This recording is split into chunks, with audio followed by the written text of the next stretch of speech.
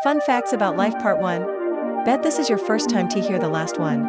Ang puso mo ay tumitibok ng mahigit 100,000 beses bawat araw. Galing, di ba? Sa buong buhay mo, para kang naglakad ng 5 beses paikot sa mundo.